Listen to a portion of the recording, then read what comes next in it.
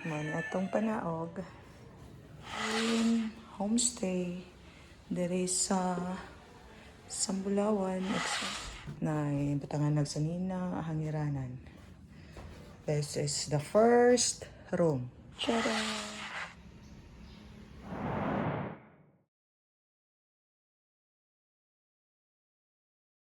Sambulawan diri ka dahil makita nimo na sulod na kayo. And this is it. Christine Homes. Christine Homestay. Pagsulod na ay receiving area. Kahoy para produktong bayugan dyan siya. Tapos sa right side niya ang dining area. Gibutang lang nako diri ang sungkaan para makadula-dula sila. It's for kulturang Pinoy. Then kani dahon lang na siya, gibutang nako batangan ako tubig. Na ay gamay na counter. Gipangsudlan sa mga anek-anek. Tapos natay ref diha. Then water dispenser, rice cooker, then gamiton mga plato, hugasan. Then kanipod ako ra gyapon ning giibot.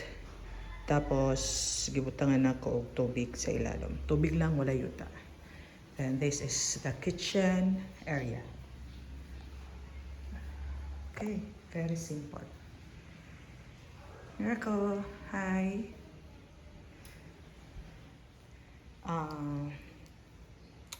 Pinoy na Pinoy. Then mga permit og ni adire ang isang CR. Simple ra kay ni na CR guys. Oops. CR. Shower. Then CR.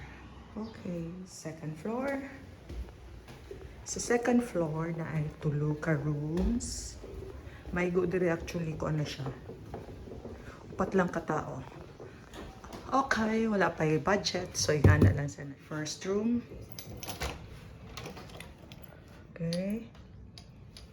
Yan. Naka-aircon na siya. Good for 2. Siya. Na batangan nagsanina hangiranan. This is the first room. Tada! Room. This is the second room. Okay, good for 1, pero pwede ra magkuan og bed. Kanang foam diya sa ubos kung gustohon. Then we have butang nagsanina. Then mo ni mo makita sa gawas. Okay. This is the second room. Mo ni third room.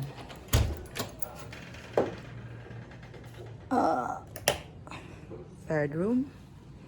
Isa, pwede ra gyapon butangan na tog foam kung gustohon. Tada! This is very simple lang siya. Second room. So natay gamay diri na hangiranan. Second floor na po cute na CR.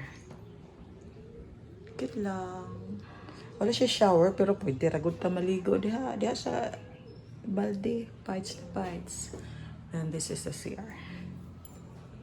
Atong panaog.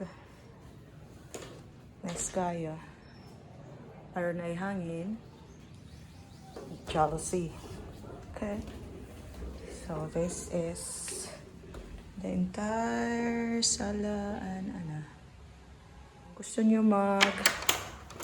laba, pwede ta diri sa likod.